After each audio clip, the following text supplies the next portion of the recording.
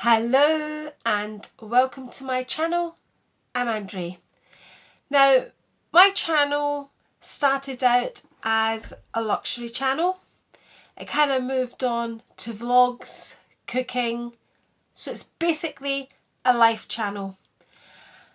And I decided to start speaking about my mum's dementia. This is my third video on my journey with my mum's dementia. So I've done an introduction and I've done the beginning signs of dementia, or at least what we faced as a family and some of the signs. You know, dementia is a big disease, and you can't fit it into a 15-minute video, a 10-minute video. It's vast, it's enormous, it's such a big journey. And these videotapes, these kind of uploads that I'm doing, I have to, it's strange, I can't just kind of write notes and start doing them. I have to just kind of turn on my iPad when I'm in the mood to do them.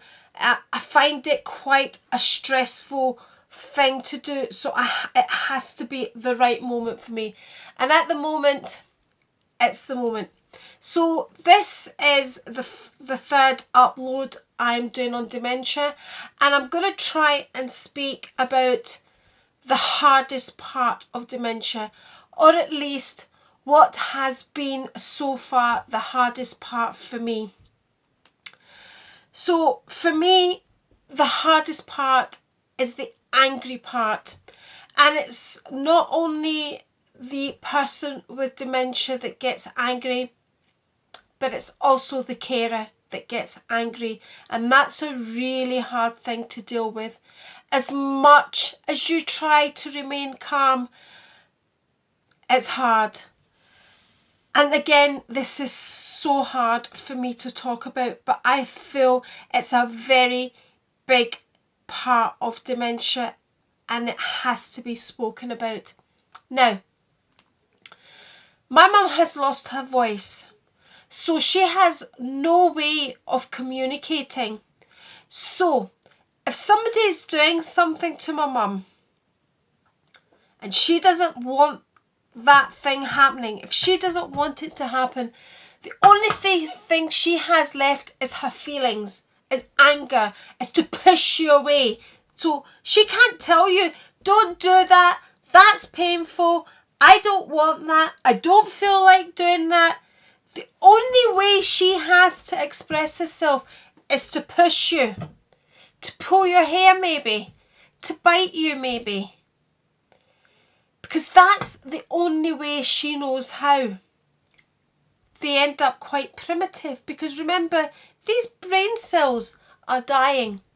So when you're tired and you're trying to care for this person, you're trying to do the best for this person, and they've grabbed hold of that ponytail, it's not easy to stay calm. We have to speak about these things. And this has been my hardest part, is trying to stay calm, trying to remember this is not that person.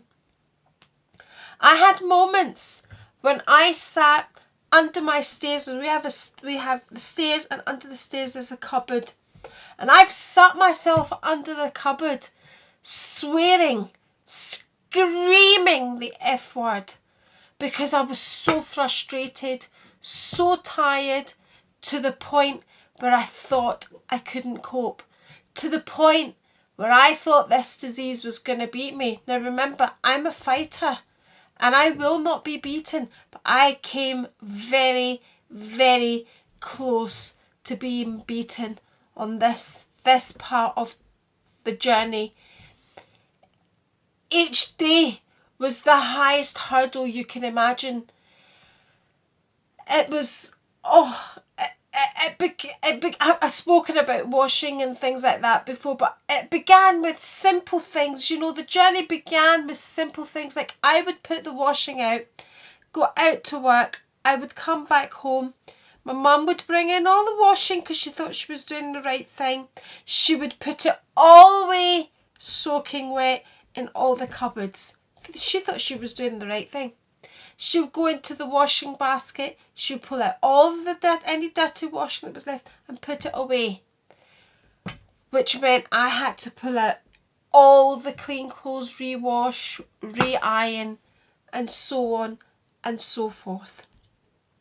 It got to the point where we had to lock doors in the house for her own safety. I had to lock my pets away for their safety. It gets so complicated. You have to change your entire life to protect that person, to protect the person with dementia. So many episodes. I remember putting my mum into the shower. I remember trying to get her into the shower and thinking, cleaning her and thinking, I can't do this anymore. I just can't do this anymore. And I just stood and prayed and I said, dear God, please, please take my mum. Because I thought that would be the best thing for her, because it wasn't fair on her and it wasn't fair on me. I sat in my sitting room with the doctor. I'd called the doctor in. My mum hadn't been well. There was lots of things. Her legs had swollen up. Her skin was peeling off. Other things going on. I said, you've got to do something. Something's not right. He said to me, really, have you thought of putting her in a home? Really, she has no quality of life now. Have you maybe thought of taking her off her medication? Yes. A general practitioner said this to me in my sitting room. He didn't tell me to do it. He said, have you thought of stopping her medication? Which basically meant if I stopped her medication, she needed that medication to live. So I was fighting that as well. I was fighting the fact that people didn't think my mum's life was worth anything anymore. But it's not up to me. It's not up to me to decide whether my mum lives or not. In the same way, when, the day I called the doctor in, a few days later, they didn't really do anything. She collapsed while I was trying to shower her. She ended up in the hospital. In fact, she collapsed in the shower. It was probably the day before I had prayed for her to go. When she collapsed in the shower, I got into a total panic mode, screamed, oh my God, I've lost my mum. My husband came running in. My son came running in. They tried to take her. She's still moving, but I'm in panic mode at this moment.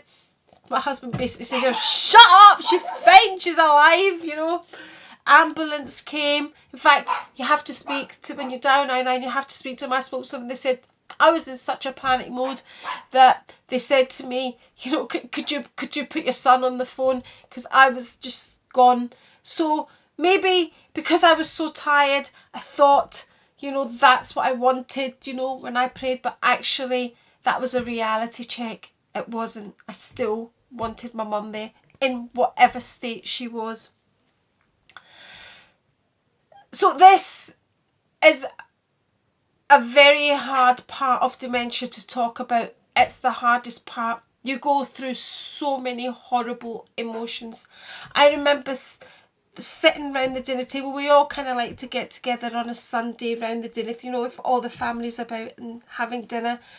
And I remember the boys looking at me and saying, Mum, you cannot do this anymore. You just look what it's doing to you. So my boys could see how much it was putting on me. So they all sat and they said, you really need to consider putting Yaya in a home. And I said, no way, it's not going to happen. But my boys were doing that for me because they could see what it was doing to me. So it's not, I know everybody, I know you have all been leaving me lovely comments and saying what a wonderful daughter I am and blah, blah, blah. But I've had those moments, and I want to put it out there. I've not been this wonderful, lovely, nice person all the way. I've had the moments of, you know, asking God to, you know, and it's hard. That's why I said in my first video that yes, I have decided to keep my mum at home, but it's not for everybody. But that period, it moves on. You know, that period, it was so bad. My mum, to kind of cut a long story short, she ended up in hospital, and she ended up in hospital for about 4 months. Whilst she was in hospital, she fell and broke her hip and was operated on, which has left her mobility not so great. In fact, when I brought my mum home, she couldn't walk. She was in there for about 4 months. We were there. I would go in the afternoon, the boys would go in at night time, weekends we would go twice a day. You know, we were there for 4 months. That was the year my son was also getting married, and I begged them to let my mum out. They wouldn't let her out. Initially it was, right, what home do you want your mum to go into?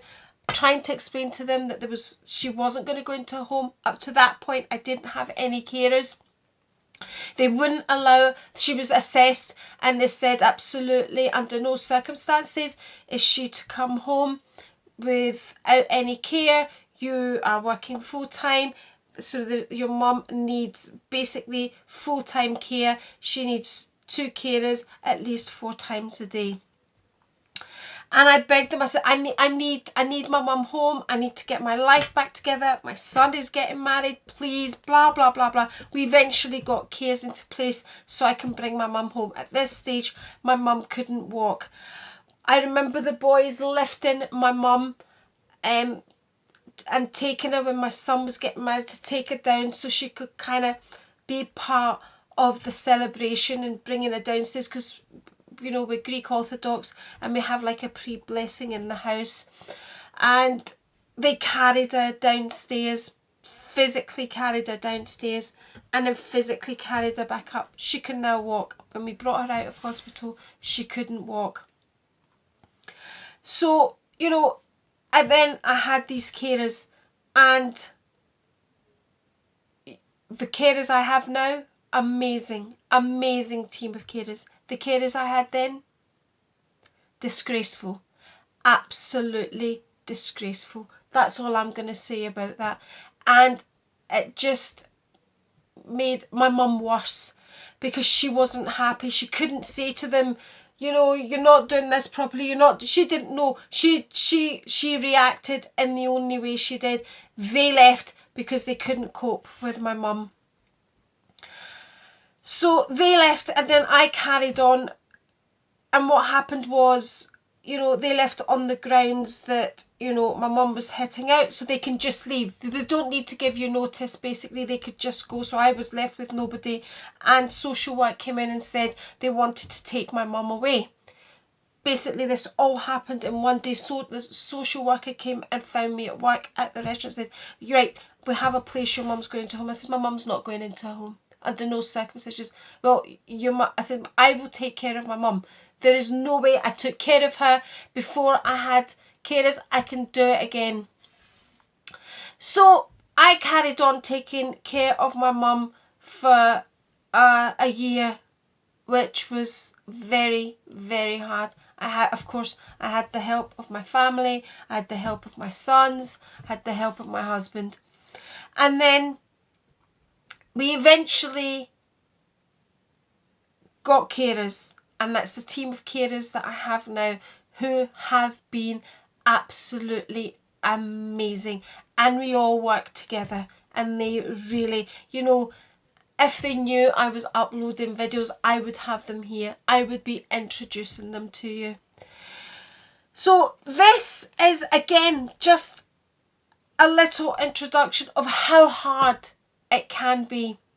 It can be very hard. That angry phase of them being angry, you being angry, they can feel your frustration. They can feel all of that. So if you're walking in the morning because you've got 100 other things to do and you've got that horrible face on, that's going to rub off onto them. But we got over that, and you know, with the help of good carers, we're at a better stage of dementia just now. So I think that's enough said on anger. I may continue on the next one, I don't know, but I felt this was a very important one to talk about. It's a little introduction to it. So again, thank you very much for watching. Thank you for your kind comments, and I'll catch you next time.